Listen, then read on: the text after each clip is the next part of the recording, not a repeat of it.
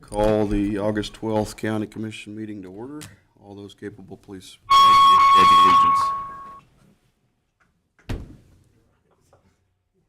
Pledge allegiance to the flag of the United States of America and to the republic for which it stands, one nation, under God, indivisible, with liberty and justice for all. And Bobby, if you call roll. Commissioner Neil Younger. Present. Chair Michael Burgess. Here. Commissioner Nathan Liker. Here. We have a quorum. Any changes to the order of business? We do have one executive session, or? I had a quick discussion on the opioid settlement funds. Okay, where do you want to stick that? I can just do it right before at the end of the budget or something.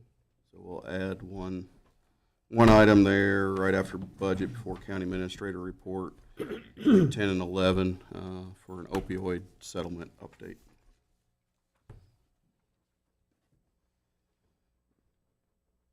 Prior minutes, any changes or modifications needed? Nope, look good. Look good for my part. The prior minutes are approved. Consent agenda. I'll move to approve consent agenda items A through G. I'll second that. Got a motion and a second on the consent agenda. Any discussion? All those in favor say aye. Aye. No opposed. Passes 3-0. Issues from persons not on the order of business. Anybody from public want to speak on items outside? Oktoberfest. That's on the agenda. We're on the agenda, so you'll be all right. Anything else? Okay. Were you wanting to speak today in a particular spot, or just observing? Is that okay? Yep. The budget's on the agenda. Yes. Yep. Yeah, that would be when I was. Okay. Okay. That'll work.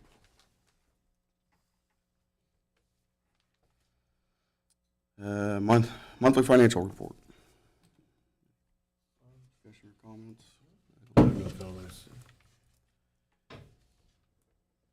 Natural gas pricing. We got Mike Thomas. Is he on that? Should be on the What budget. speakers Can you for? hear us?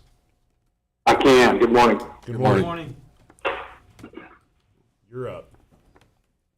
Okay. All right. So Darren had asked me to refresh some pricing for the current fixed price ends at the end of October of this year. So he asked me to refresh some pricing for that, which I did. I sent to him yesterday. I think you probably all got copies of those quotes. Just a real quick update on where natural gas market's really at right now, and I'll kind of break it down into short term and long term, and try to do this pretty briefly here. Short term, the market's well supplied. Gas storage levels are really good. Production's pretty good right now. Lower prices are starting to hurt production a little bit. Longer term, we see nothing but upward pressure on pricing for pretty much all energies, particularly going to be driven in the near future with a couple of things. Liquefied natural gas exports. The United States is going to be able to basically export, not quite, but close to double what we're exporting right now, just within the next few years. And then the other thing is, you've probably all heard about the energy requirements for these data centers. It's going to be absolutely huge going forward. The need for the electricity to power those facilities, and then just in demand in general. So short term, I think prices are pretty stable here, with one caveat, and then longer term, I think prices are probably will have some upward pressure on them. The one caveat being, just going back to 2021, the winter storms, the impact that they're starting to have on this market. So that's a real brief snapshot of where the gas market's at right now. Okay. Questions? Remind me what our last contract was. 1, 2, or 3 years? So the last contract expires here at the end of October with the rate of $5.65, and the commissioner at that time decided to stay within a shorter time frame of the amount, so that way you didn't lock in a rate that was contingent on what a future commission may or may not want to do. That does expire here at the end of October, I believe. Yep. That rate's 565, and then the rates that Mr. Thomas was referring to that he sent updated from yesterday are the 1 year rate was 520 and the 2 year rate was $5.10. And when did we sign? How many years? When did we sign that at 560? I believe that was a 2-year agreement. That was. Yes, that was a 2-year agreement. Yep, Okay. correct.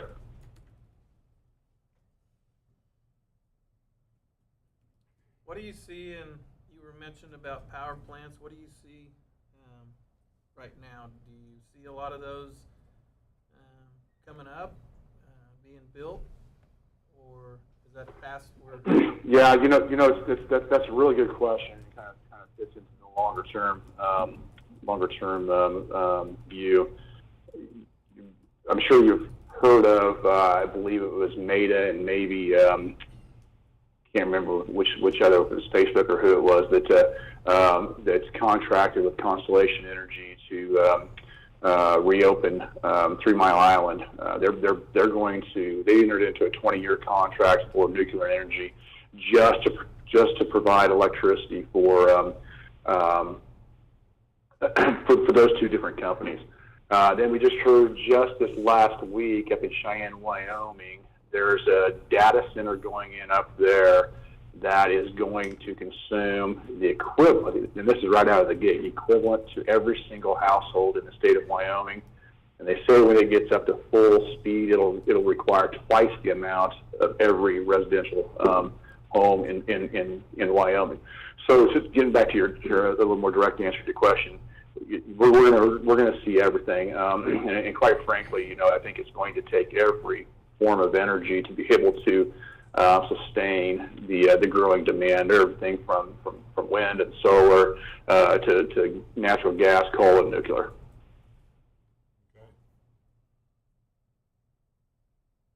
Any idea what we are shipping away from here in the liquid?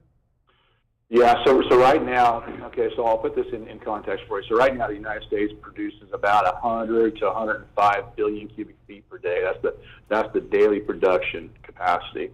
Right now, we're exporting upwards of 16 billion cubic feet, so about 16%.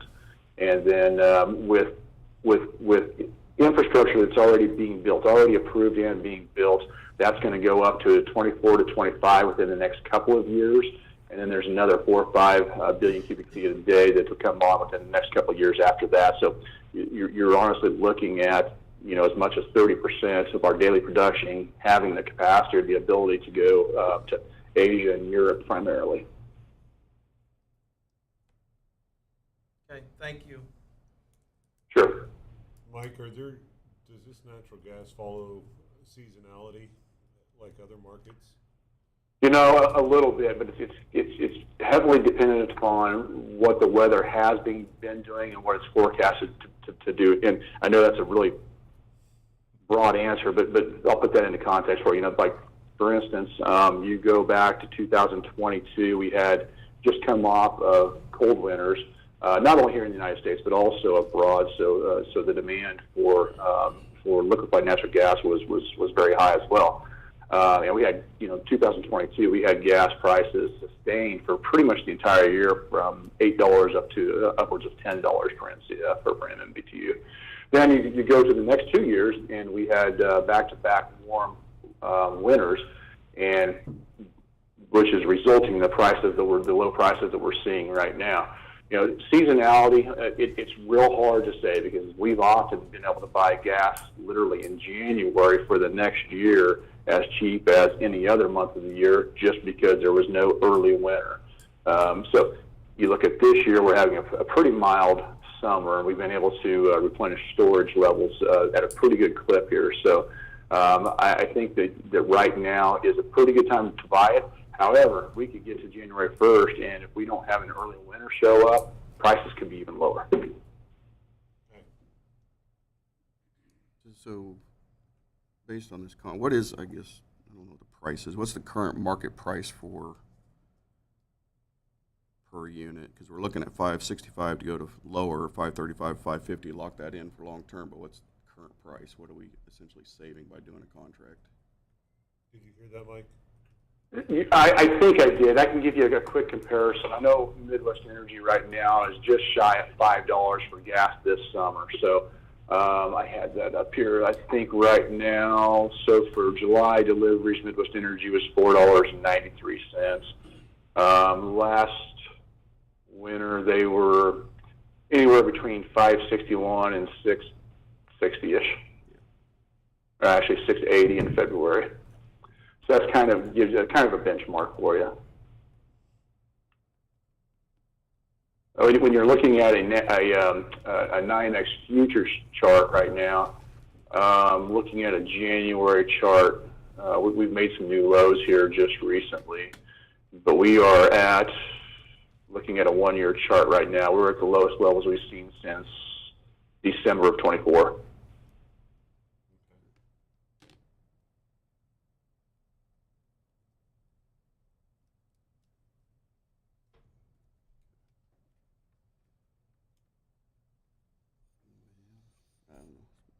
Mostly a guessing game. We're just trying to level out the price, and the difference between, especially between 2 and 3 years on here, it's 550 either way. You're just betting that it's going to go above that I think they're over updated time. prices from what's on our agenda. Yeah, what's on the agenda was what Mr. Thomas gave us as an estimate in late July, and then what he'd sent me yesterday afternoon, that 1 year rate went from 535 down to 520, and then the 2 year rate is down to 510. What's 3 year? 510 as well. He only provided a 1 and a 2 year option. Mike, is there an ability for us to put in a kind of like a purchase order of when it were to drop to where we could do something like that? Or we could... Yeah, I mean, we can do that. It's not quite as simplistic as like a stock order or something like that. You just put it in. It's something I would just have to watch, and once we see it get there, we would execute it. But we do it from time to time. Yes. Okay. That would be a little difficult on our end because our gas, electric, all the utility bills are usually split out between about a dozen budgets. I guess what I'm thinking is if we were to say we put in a price of $5 instead of the $5.10 that it currently is for a 2 year contract, if it were to hit that, then it would be executed. So, I'm sorry to interject there. Sorry to interrupt there. Just to put that into perspective for you, a 10-cent drop is about $280 in a year difference to you guys. Oh, so not a huge. Right. Thank you. Correct. Yep, correct. So we'd have to just significantly change to make it. Yes. Yep. Okay. Yep. Okay. Well, that puts it into a totally different perspective. Again,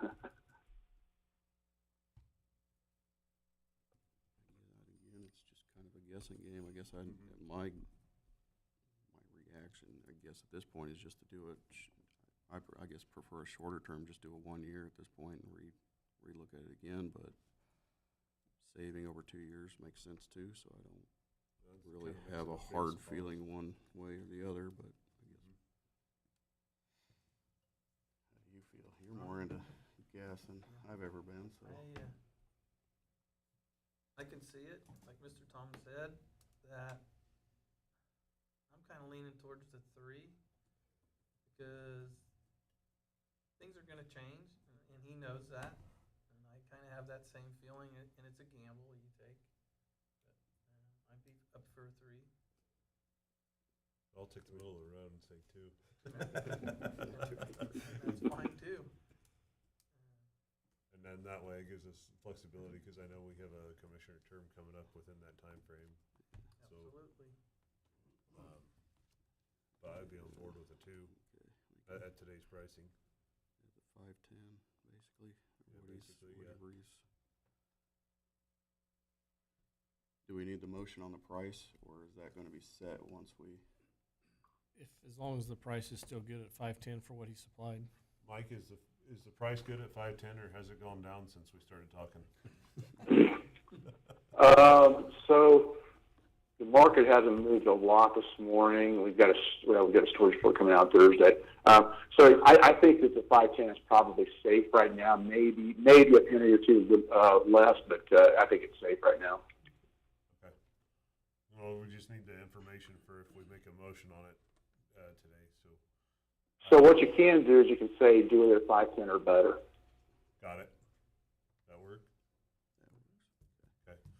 I'll move to update the contract with Wood River Energy to lock in natural gas rates with the 2-year option at a price of $5.10 or better, granting the county commissioner to sign the contract documents.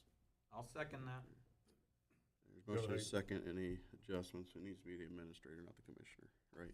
It's up to you. I mean, if you want to have the chair sign the contract, I can make arrangements to get it to him. I thought that's what I said. Administrator. Oh, I'm You sorry. said commissioner. I will amend my Okay. motion to administrator. I'm sorry. Second that amendment. So we got a motion and a second on the table for a 2-year contract at 510 or better for the county administrator to sign. Any further discussion? All those in favor say aye. Aye.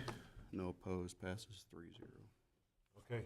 Thank you, Mike. We Thank you, Mike. appreciate your input today. Thank you. Yep, I'll get it taken care of this morning and be in touch with Darren. Okay. Thank you. Thank you all. Mark?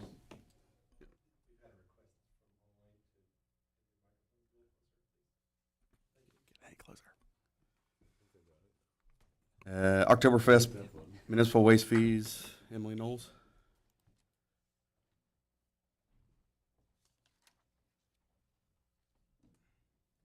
Good morning, everybody. Good morning.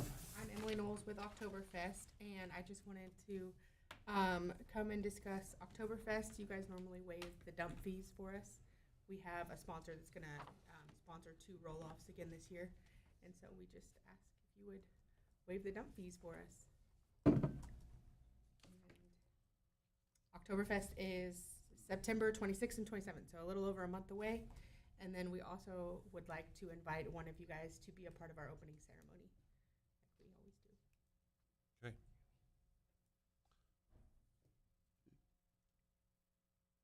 I don't know if you want me to say anything else about it. You have any questions? I'll come there, do it. Perfect. Sure. I'll send you an email with all the info. I guess the other question I have for you is, are you full of vendors? I mean, are you pretty much booked up with all the Yeah, we're spaces? still, vendors always kind of trickle in after school starts because we have some of those school vendors. And so right now for this week and next week, we're kind of working on getting all the vendors full, and we have some new ones we're excited about and still the traditional ones. So it should be a good time. We've added a couple of new different event things that we're going to do, and so it should be a fun time. Like always. Like always, bigger and better every year. Okay, well, I'll move to approve waiver, the disposal cost of the trash for the Oktoberfest at the Ellis County Transfer Station. I'll second that. Okay. Got a motion and a second. Any further discussion? All those in favor say aye. Aye. No opposed. Passes 3-0. Thank you. Thank you. Have a good day. You too, Emily. Well, Thank you. Noxious weed job description. Gary? Good morning, Commissioners. Gary Haas, Weed Control Supervisor. I'm here this morning with a request for job description updates for our weed control technician positions. Licensing requirements have changed with the state, making it harder to utilize our non-certified applicators. This request has no changes to our current Technician 1 position, which is an entry level with no certification requirement. Our Technician 2 position would require passing 2 tests and being certified to spray our county properties and right-of-ways. Technician 3 position, which is a new job description, would require 1 year of spraying experience, passing additional applicator category of 9A, and obtaining a Class B CDL license, and passing of the CWDAK basic training course. This is no additional employees. This is a new position level, and it aims to align with stricter state certification requirements and to improve our employee retention. Like the Technician 2 position, it'd be really big for us to be able to have, you know, to be able to get a guy online with the applicator license, so we could utilize him quicker without having to pass all those additional tests just to move up. It's just kind of making it an easier transition. Any questions?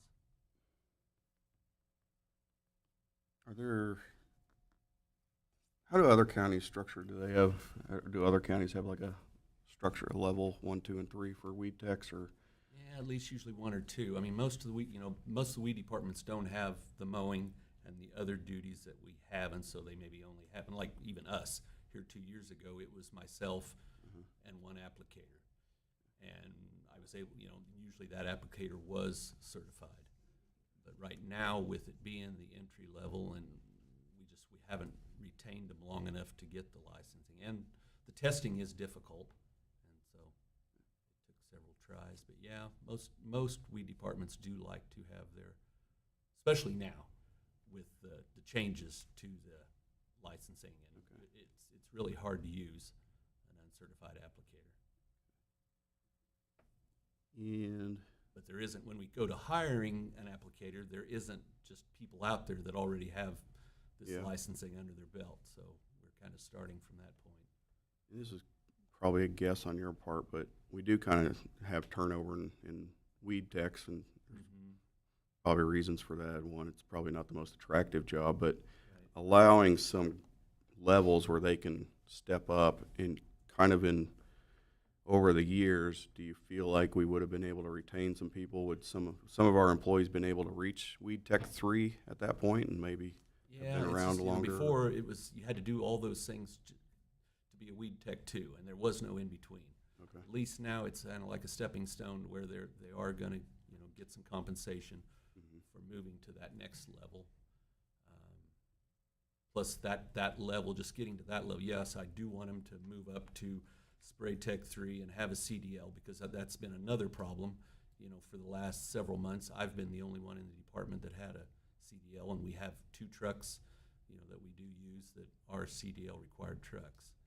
And so it's big also, but right now it would be really nice just to let them make that first step and get at least be okay on the spraying end of things. And you did approve, in the last few weeks, 6 weeks or so ago, we have hired a foreman now. He hasn't started yet, but we will have a foreman, and he will have a CDL, so that's going to help out a bunch. Well, I'll move to approve the proposed job description changes and the addition of Weed Control Tech 3 job description for the noxious weed department. I'll second that. Got a motion and a second on the table. Any further discussion or questions for Gary? I do have one question on the certification. Upon failure, do they have a waiting period before they can go back in and test again, or not? There's a certain amount of times, and I'm not Okay. sure they can take it, but yeah, I mean, they can take it at least three or so times before they have to wait a while. And that, if we can get the general, you have to pass, the first test you take is the general knowledge. You have to pass that before you can move on to a category. The general only lasts for 1 year without passing a category. So if you don't, we had that happen once where they, within the year they didn't pass a category, and so they had to retake the general. And are there continuing ed credits for these? Once they have the license, through some of our meetings that we attend with training, and also the conference training that we go to, the credits are there to maintain the license. Okay. And there is some kind of a study guide for, Yeah. The guys are working on them right now, getting ready, probably here in September. They want to take the first test, the general knowledge. We got a motion, second on the table. All those in favor say aye. Aye. No opposed, passes 3-0. Thank you. thank you, Thank you, Gary. Gary. Commercial and industrial income study, Eugene.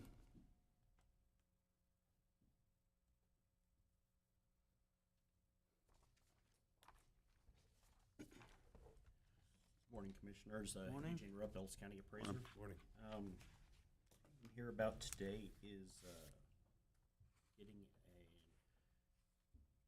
contractor approved to do our income and analysis studies. We have been using a contractor for this service for at least the last decade, or longer. The vendor that we've been using has retired effective early this year, and so we started the process of finding a replacement vendor to do this. We did, the vendor does have to be on an approved list provided by the Property Valuation Division. We acquired that list. We did send out RFPs for this service.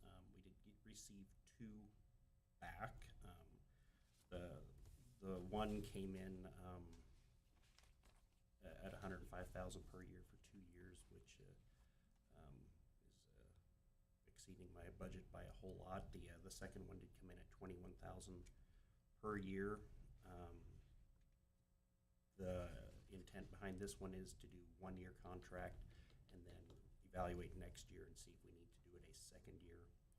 Through both of these here new proposals, what we envision is bringing this service back in-house here, so that potentially by tax year 2027, we can be doing this analysis ourselves and no longer need a contractor to do this. So what that boils down to basically is that it is exceeding the amount I budgeted for this year. Also exceeds the amount Darren can approve. So needed to bring this for you guys here this morning to see if we can get approval to hire Equitable Solutions LLC. They had the low bid on this to do the income and expense studies for us this year and potentially part of next year. Any specific questions you had for me on this? What is the income, what does this provide? The state requires that we do an income and expense analysis study every year. We send out questionnaires to businesses or property owners that typically would rent their buildings out. These are not owner occupied, but that actually have leases and stuff in place, so we can get these lease rates back and basically determine what is a market rent for these different types of structures. You know, whether it be retail, office, warehouse, mini warehouses, motels, medical offices. There's a whole large list of these different occupancies that they do. What we do is then we compile that information. Apartments actually would be another important one we look at there. But we compile this information, and what we do is we arrive at what's called the income approach to value. We could value that particular property based off of the income that they would receive versus just the cost approach. Right now, we primarily use the cost approach. We are required to develop this income approach.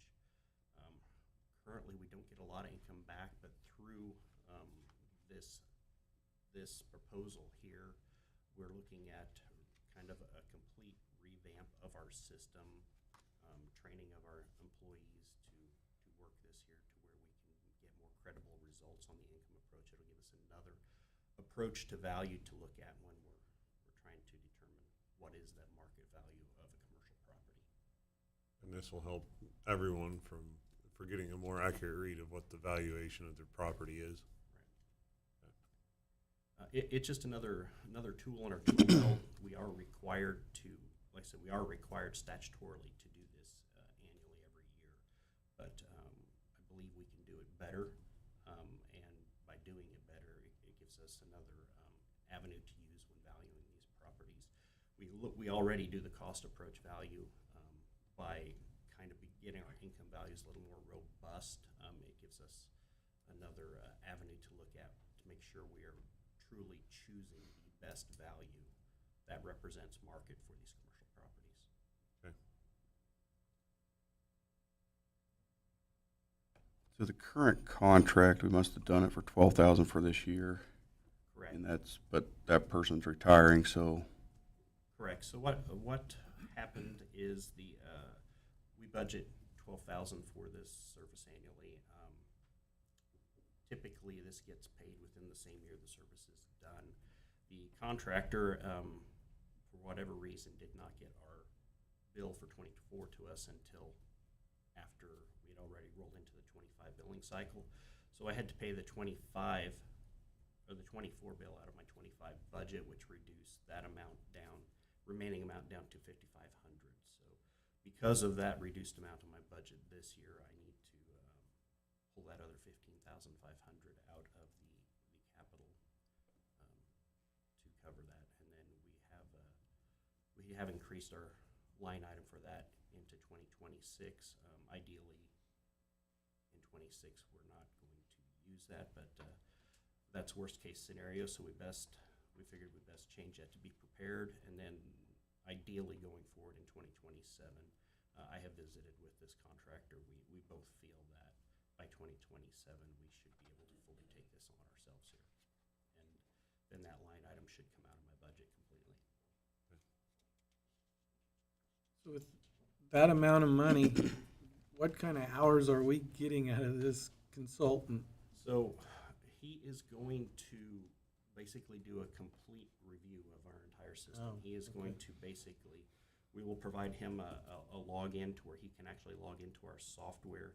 He's going to extract all of the data and do some of the analysis. He'll review what we've done through the last few years with the prior contractor, and then review that there. What we are looking at possibly, I shouldn't say possibly, we are looking at adding investment classes to our properties. On the income side, you may, and I'll use motels for an example, you may have the older roadway inn motel. It is going to be a low investment class. Investors are going to look at this and say, I don't see a lot of potential in this. It's an older rundown motel. So it may be an investment class D, where they may look at the Hilton with the conference on there, and that may be an investment class much higher, maybe a B or a C. I would say in our part of the state, we probably will not have, investment class A, just because we don't have the pull that the bigger cities have. Currently, and I've been in the office 24 years, we have never used investment classes in our income approach. So that's part of one of the many steps that we are going to get more comprehensive in how we are stratifying our data, so that when we are applying the income, what the analysis through that income provides, we can correctly apply that, so that the ones at the lower level are seeing an income approach value that correctly corresponds with their condition versus the ones that are at the higher level. Right now, we don't have that. That is the process we will use through all the different steps here to make sure that going forward we are diversified correctly or stratified correctly for all these different occupancies and the different investment levels they may be at. So as far as your staff, is everyone going to have this capability of? So currently, like I said, currently we have had somebody outside of our office doing it. I do income and approach analysis on an individual basis through the hearings. If people have a property valuation hearing, they think our cost approach isn't right, we'll ask them to provide 3 years of income and expense analysis. So I can do it at the individual level. I have been training my deputy Mike Weber to do this also through the hearing process.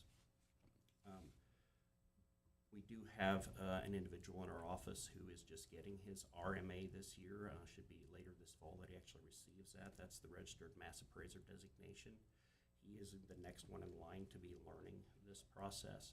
The contractor, through their contract, does include the training to train the staff on how, where possible, we use state templates, the templates provided to us by the state. But there may be some additions or tweaks that are done to that. He will provide us the training to know how he is doing it and to make sure that we can take this process forward and continue it. So right currently, I do believe there are, myself included and 2 others, there are 3 people in our office that can do this.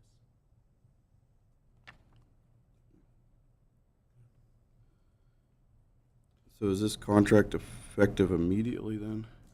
Yes, so as soon as we get approval, the contractor is ready to pull the trigger on this. Just reading through it, it shows these two items, item 1 and 2, will be completed this year, or by December 1st. A third item, if needed, would be completed by January 1. So the So third this- item, if you would refer to, not the consulting agreement, but the other one, it kind of shows that. Third item is called model stratification. That's what I was just talking to you about, stratifying that data out. Currently, we don't have that in place. We could opt not to do that, but basically that leaves us in the same situation we've been in, where we cannot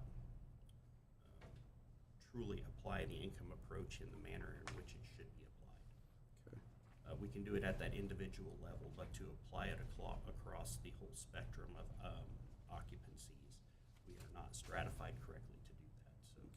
So this is, again, that one, this particular item would probably be done one time, and then we would continue to tweak, adjust it on an annual basis if needed, mainly through new construction or through our 17% annual review. If we decide the condition of a property has maybe gone down, we may need to adjust those over time, but that's going to be part of our annual review.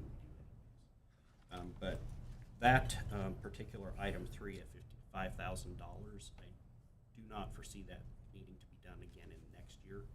So while the 21,000 would cover 25, in 2026, if for worst case scenario our staff is not fully up to speed yet, that stratification process would already be done and would not be completed a second time. So this full, Other thing that kind of is a little different here is the appraisal cycle works differently than the calendar year for the budget. Our appraisal year basically starts July 1st. We certify values to the clerk by June 1st, and then we are actually rolling into our software. So currently, even though we are in the 25 tax year, in all of our software and stuff, we are working in tax year 2026. All of our re-inspection we're doing this year, all the new construction we're picking up, all of the analysis for land and residential and agricultural, commercial, everything we're doing at this point in time is actually for the 2026 tax year. So some of the items when he references a year, well, maybe being 26, we're doing that in 25, but we are doing it for the 26 tax year. The dates he's providing for the different phases getting to us align with statutory requirements on when those requirements need to be completed and turned into the state, showing that we have completed this phase of the analysis at this particular point in time. and is he not billing us until it's completed? Because we have it He split is going to between do it 25 in and phases. 26. So the bill will be the 21,000 at 30% complete. We will be It'll be paid out. So we do the purchase order. Once the commission were to actually approve a project, for this case, $21,000, by statute, we have to encumber the money.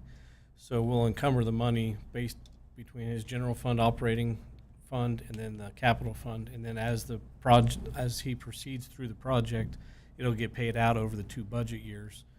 But we have to encumber the funds now, so that way, the auditors will check that, and they visit with Bobby every year. Once the commission approves it, we have to encumber it, and then we can pay it out for as long as that PO is open, which for the Why the not just auditors pay will- out it all in 2025 if it's going to be completed before January 1st anyway? It's going to be completed in 2025. Why not just pay it all out in 2025? if he does get it complete and he does invoice us by December, it'll all still be paid out of 25.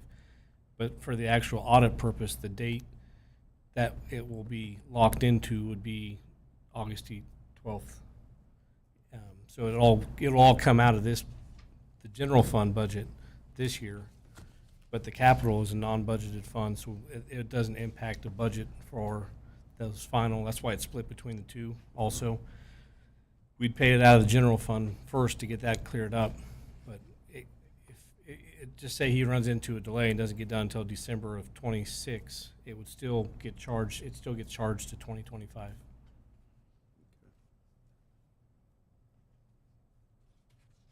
So we have, Bobby maintains a list of all purchase orders, and there's several projects that are longer, like an ambulance, for instance, has been out there for almost 2 years now. And Yeah. so when that budget was, or when that ambulance was purchased, it actually came out of that fiscal year, calendar year that we have for the audit purpose.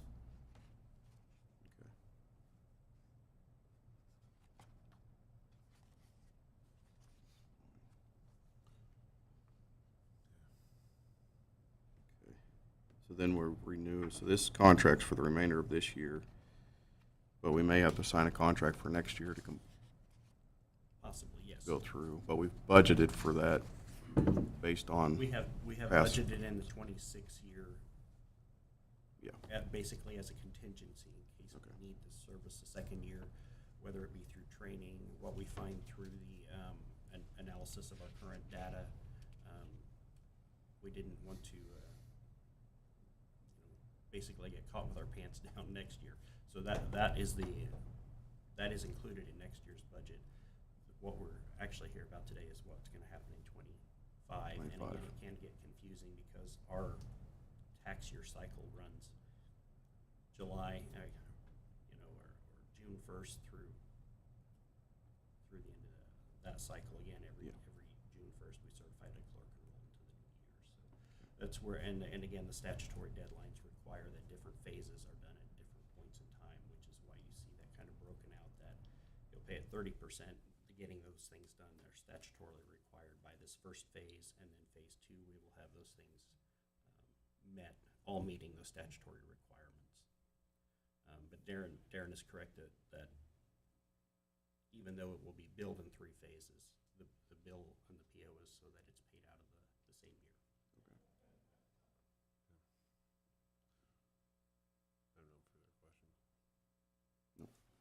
I'll move to approve PO number 7934, the contract between the Appraiser's Office and Equitable Solutions LLC, and authorize chair to sign. I'll second that. okay. We got a motion and a second. Any further questions for Eugene? Only thing I have is as long as you're comfortable working with him. I have worked with him before, Good. so I'm Good. comfortable going forward. All those in favor say aye. Aye. No opposed, passes 3-0. Thanks, Eugene. Thanks, Eugene.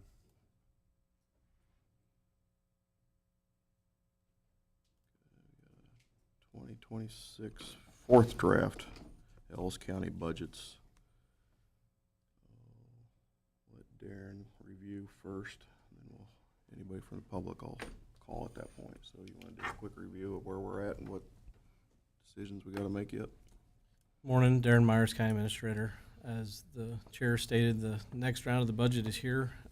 Been working pretty heavily over the last month or so on the budget.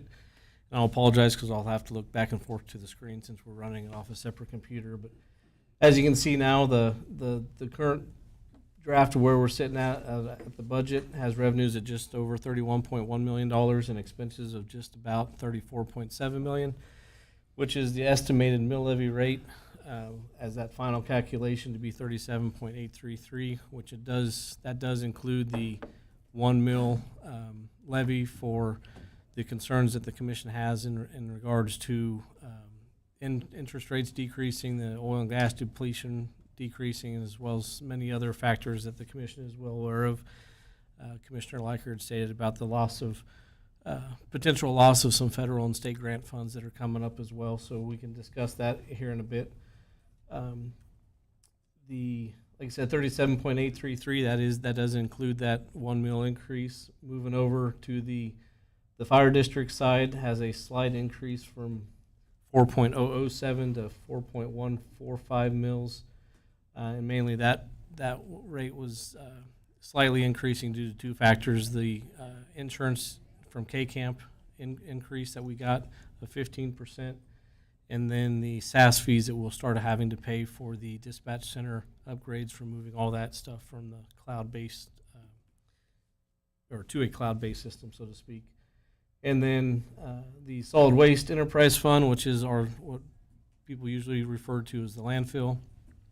As a reminder to everybody, that is a non-property tax. That's an enterprise fund. That means their entire budget is based off of the revenue of fees when people dump or bring materials out that they have to pay for. So there's no property taxes, but estimated revenues there are just over the estimated expenditures by about $20,000. It's a nice balanced budget. The last couple years, they've done very well out there, and their unencumbered balance at the end of the year has increased, primarily due to the increased traffic they've seen from, or the additional revenue that they've got from the traffic, people cleaning, and for whatever reason, they're having a lot more deliveries of trash and municipal waste out there. So this is essentially the last meeting that the commission can make any slight changes to wherever you may feel like. At the next meeting at this time next week, August 19th, I'll have the certification documents as part of the commission agenda packet, which would then get passed along if approved by the county commissioners. That Bobby would then publish them in the paper, which is a statutory requirement, as our R&R mailers went out, and our hearing is set for September the 9th at 8:30. We're still hoping that we can get moved back into our facility. It most likely won't be done, but since the dates, the time, the location have all been set, I visited with the contractor yesterday that I think we'll be able to make accommodations to get back down into that facility for that meeting.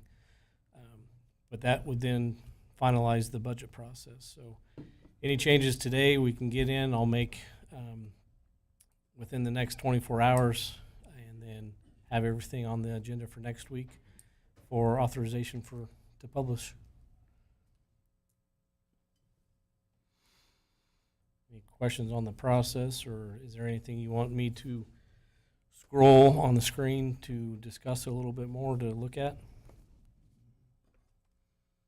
Just yet. I'll have Mr. Kennedy. Would you like to speak on this topic then? Yes. I'll have you come up and address the commission. Thank you for allowing me to speak a few minutes. Before I start, a couple of things. Compliments, 48th Street, you've paved, and I know you're doing a little more work on it right now, but that's a significant improvement, part of your expenditures each year, and I want to compliment the commission and Darren on that, and the road department on that project. It's certainly an enhancement to our community. Secondly, I want to say thanks to Darren. Darren spends some time with me each year about this time, discussing the budget or emailing back and forth and working with me with my questions, and I appreciate that. And third, I hope you understand I'm not here, I don't want to appear to be self-serving. I'm not here representing just myself when I talk about the mill levy. Please understand that. I can handle it. You know, you need to know that. I can handle it. Don't like to, but I can handle it. But I hope I'm representing those of us in our community and the community as a whole that struggle from day to day to make ends meet. And every increase in taxes, whether it be rent through their rent increases or through their personal property taxes or through their business taxes, is hurtful. It is a task for them, I should say. So those are three things I want to represent and talk with you about. But I want to talk a little more specifically now about the budget. Last meeting on July 15th, not last meeting, your last meeting, the last meeting I attended, July 15th, I left there thinking you were going to raise the mill levy 1 mil. And then you can sort of imagine my shock when I got the revenue neutral sheet, and it was certainly more than that. So that prompted me to think, well, what happened? So I worked with Darren, and he and I communicated back and forth. And I understand the budget process to some extent.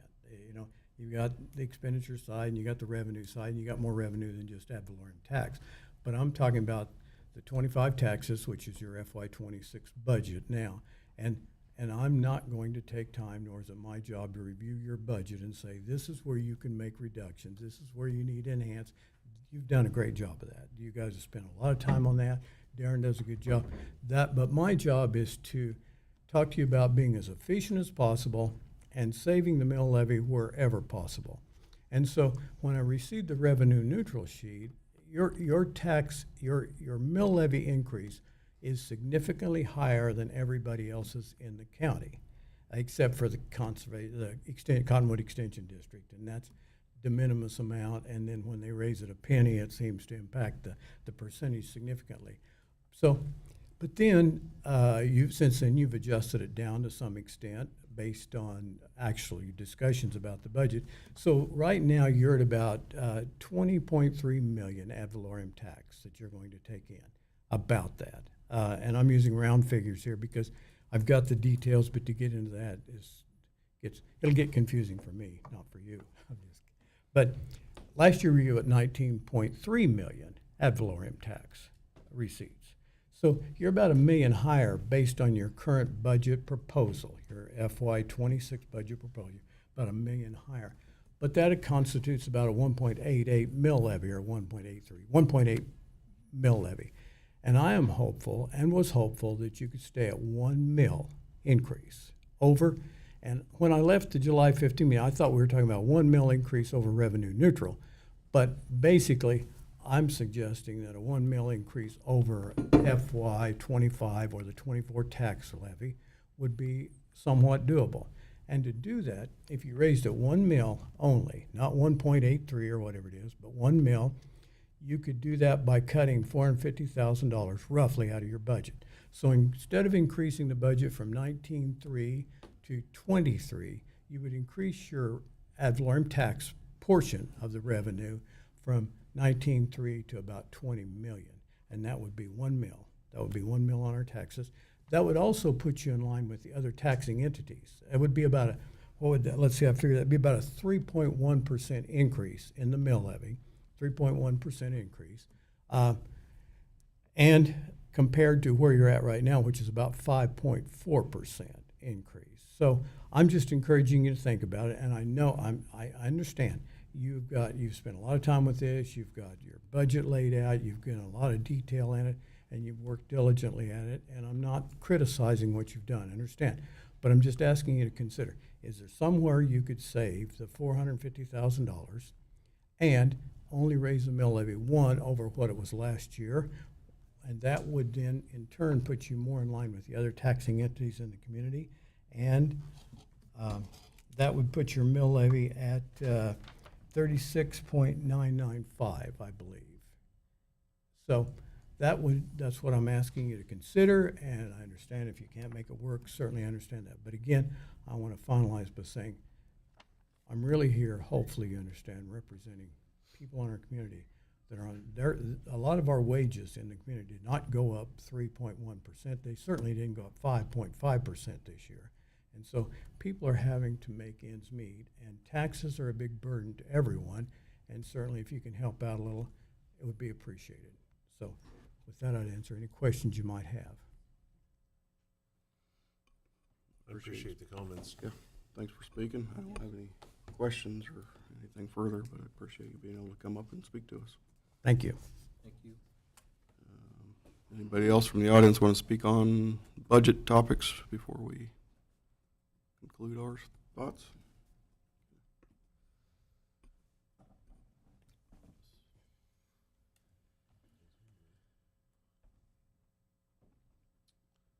I guess there's 2 things I want to kind of talk. So one, I'll just bring up Grow Hayes, I believe, reached out to each of us with through email on theirs. We cut them by 5 to add to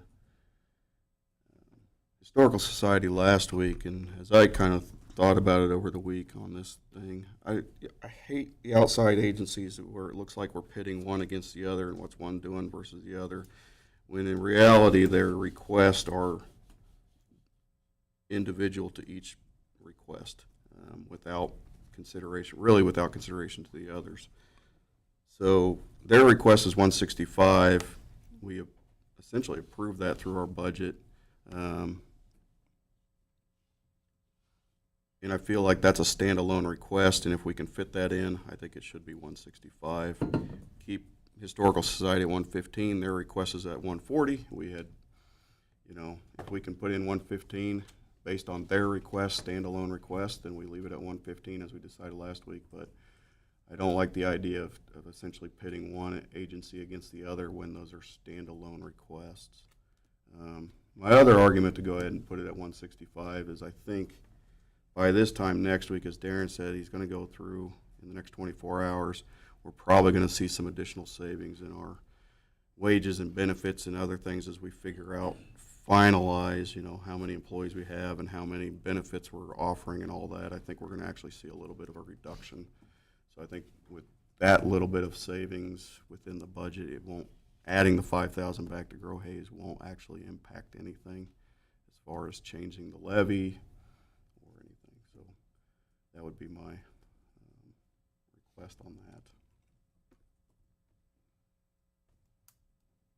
I also can go with that. I mean, I was the one that kind of suggested the 5, moving it around. As I thought of last week, just in my little community in Munger, there was 5 houses on the market. Those are all, and 1 is pending. Them are all taken already. So maybe you might have to call it Grow Munger Hayes, whatever, villages, communities. So there is a need for the housing big time. So, and what kind of impact will that have, that small amount? The 5,000, is there much, Darren? If you look at that mill levy of where it's at, it'd be less than 1/1,000th of a mill. Okay. I mean, $5,000 is very minimal in the overall scheme of things. It's just when you look at it conceptually, Cumulative. things add together. It's cumulative. It's all the other additions. It's the 5,000 extra we put on the historical society, and so on and so forth. It's all cumulative.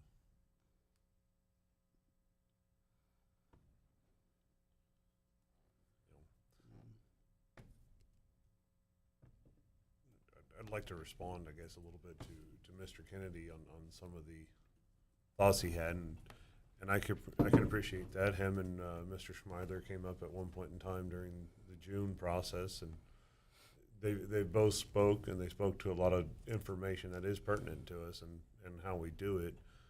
And the 1 mil extra that we have in here, we could afford to pull 1 mil out that is kind of a placeholder in here that we talked about last week. We could pull it out. However, I've had some time to really think about it. I've been questioned about it a number of times, and I've had some time to think about it, and I go back to what I tasked Darren with, I believe, back in May, is finding out how many government grants, whether it be state or federal, that we receive on an annual basis, and we build programs off of that, and it's right at that $550,000 mark.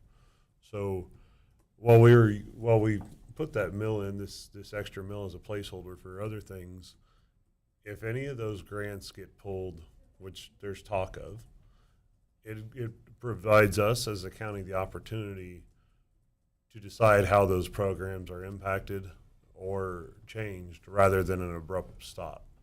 So essentially, there's going to be unintended consequences if programs are pulled. There's going to be outcry because the program doesn't exist for somebody who doesn't need it.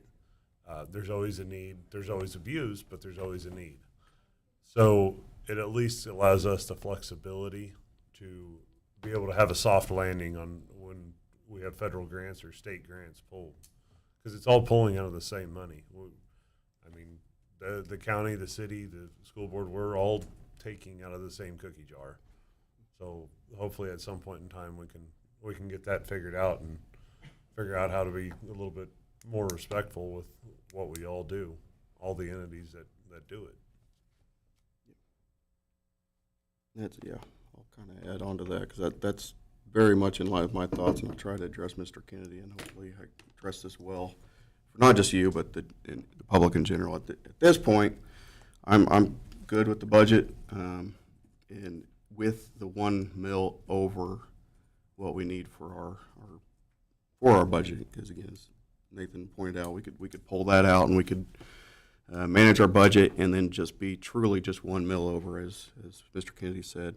However, for us to ever get ahead of revenue neutral, for us to ever get up to a point where we don't have to raise taxes every year, I think that's where we're at this point. We because we're probably gonna lose some grants. We're not gonna have the oil depletion fund next year, so if we don't have that revenue source, we either have to make it up or make cuts, and if we make it up, then we'll essentially be in the same spot next year, having to raise the mill to make up that revenue source that isn't there. Or if the grants go away, if we want to make that up, we will have to raise taxes. So I've battled myself, and I know the other commissioners have too, on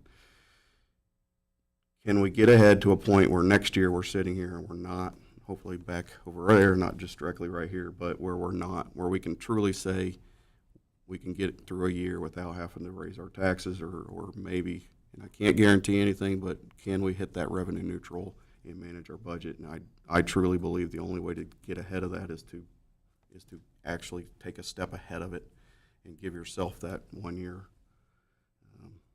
cushion, because otherwise, again, if we take that out this year, I very much feel like next year we're going to be through our budget talking again about how do we need to raise another 500,000, which means we need to add another mill back on. So from that standpoint, that's where I have to be comfortable with our budget this year, what we've proposed, and taking a mill over what it needs to get there.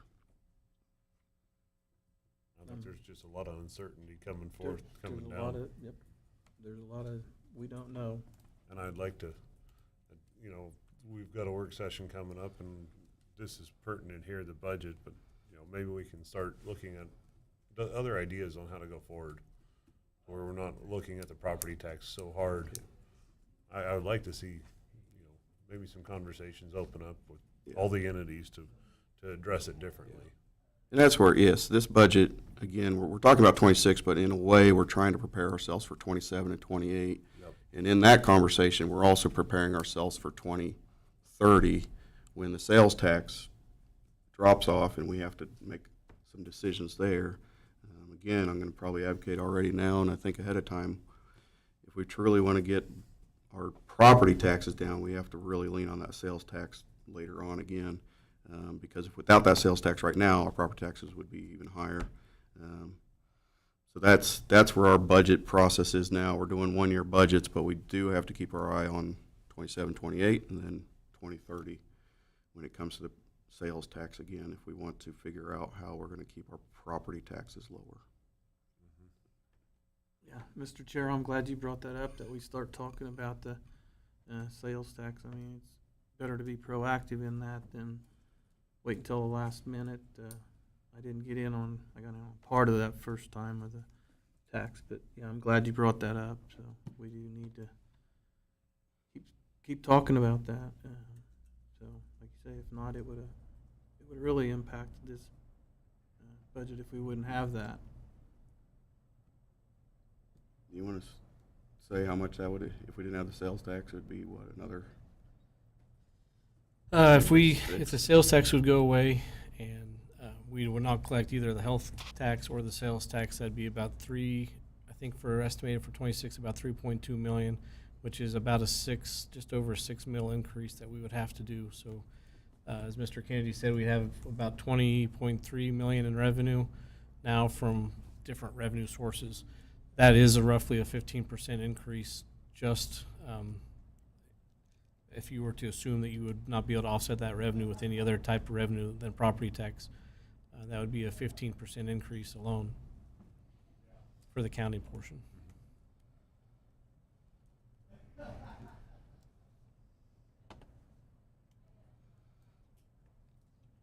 Any other further discussion on the budget? I was just, at the Herzog Fest Saturday night, and I'm going to give it to you guys too. There was a lot of people come up to me and said, you guys are doing a good job. And I said, yeah, well, we raised the mill rate. Well, you got to do what you got to do. And some of them understood, and some of them that were here and spoke were still, kind of on the same thing. But if we stop now, like I say, it'll impact next year.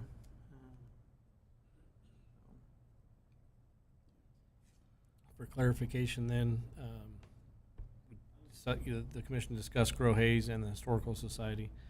The commission's intention is to move the Grow Hayes request back up to 165, which meets their request. That would be my request. And then the Historical Society, should we push them back down to 110, which is your before last week, where they were at, or do you want to keep them at 115 as well? Keep them at keep 'em. 115. I just keep them. So essentially, at this point, I would make that one $5,000 change, and then working through the final draft budgets for your meeting next week, I'll look at any personnel changes that we have, benefits, new hires, et cetera. That should give us a little bit of fluctuation as well. So, not been a whole lot of changes since the last time the personnel pieces of this budget spreadsheet were updated, but I would not expect to see any large increase, possibly a slight decrease.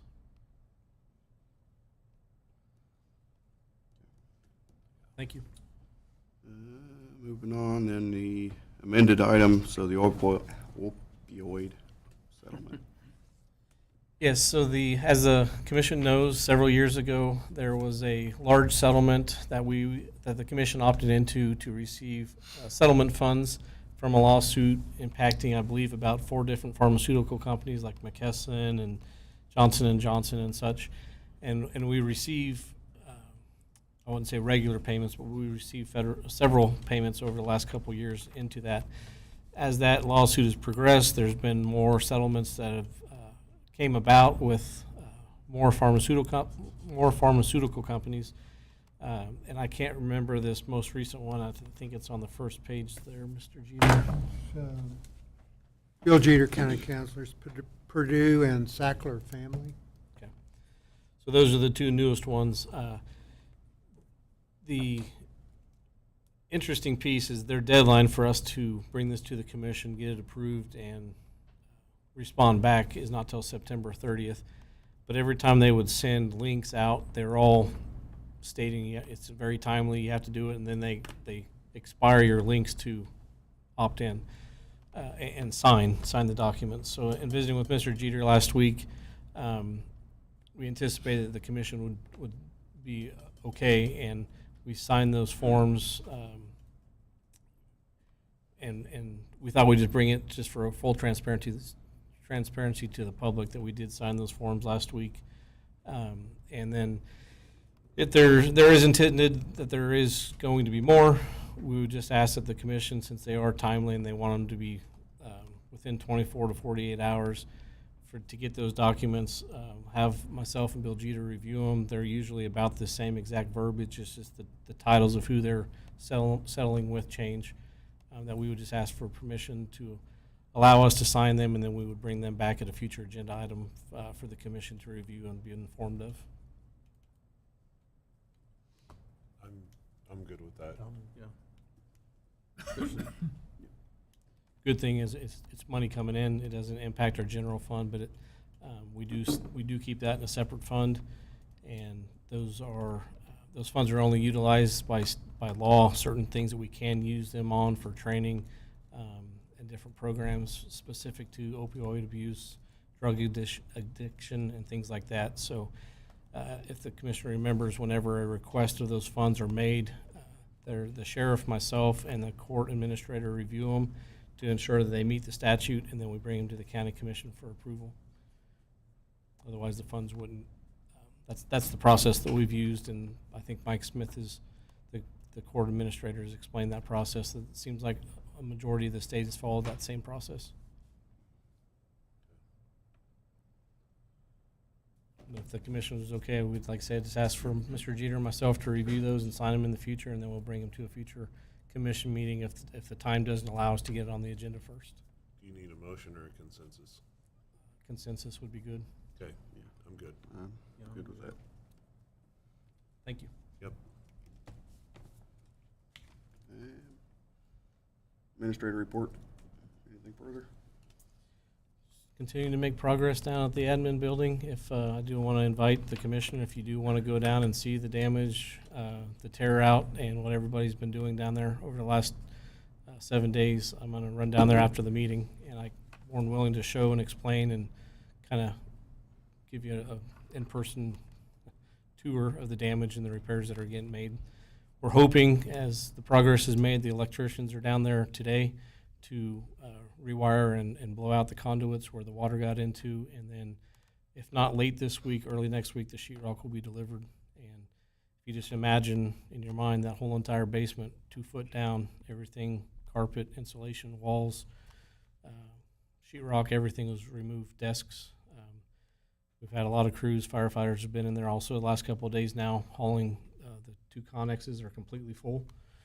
They're bringing down another trailer today to get out IT equipment, some of their desks and stuff. So it's quite the project. But as I stated last week, everybody's doing the best they can.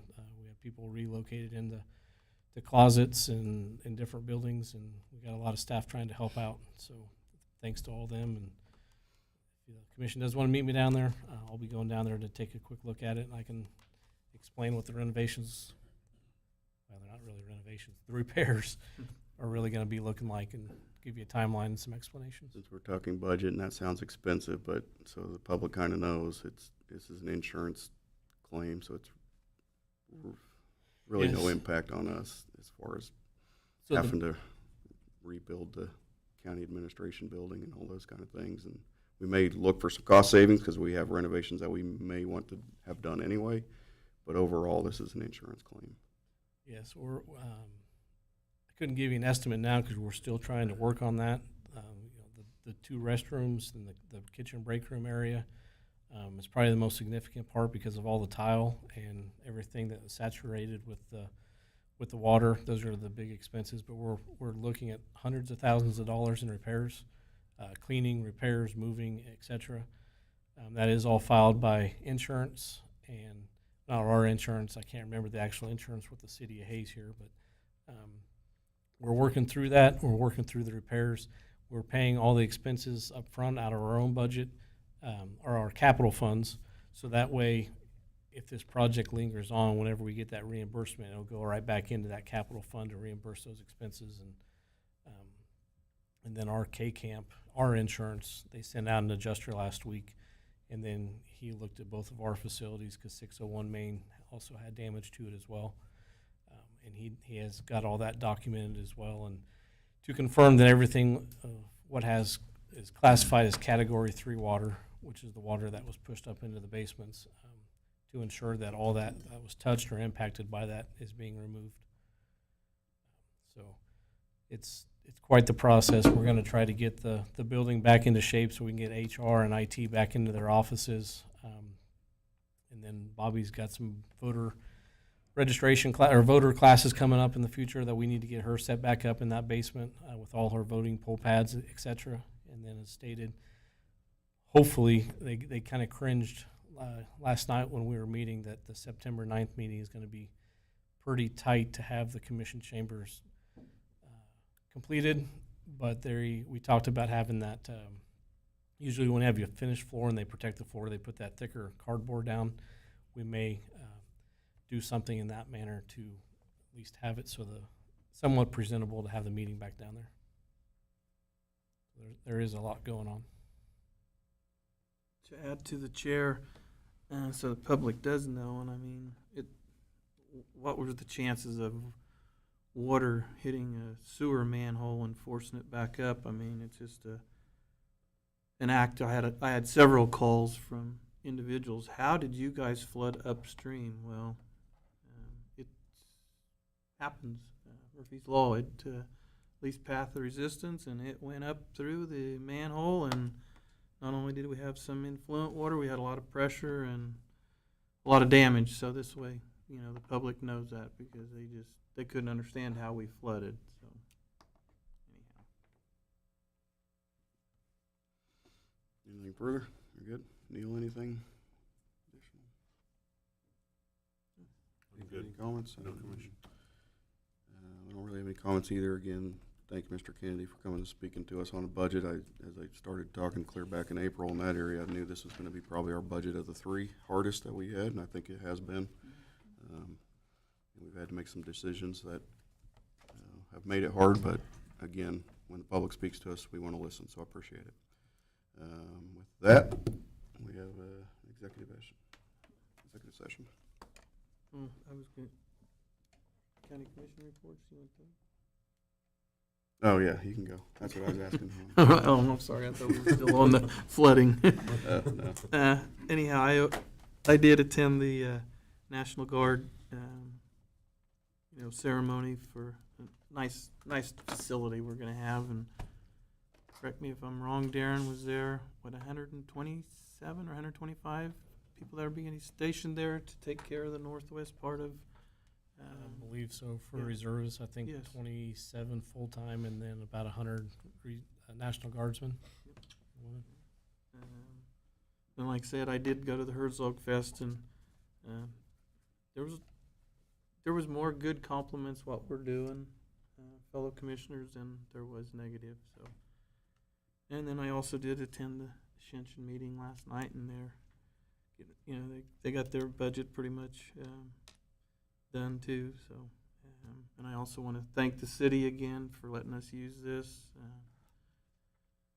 Bad deal that it had to happen that way to flood our thing. How terrible, but anyhow, that's all I have.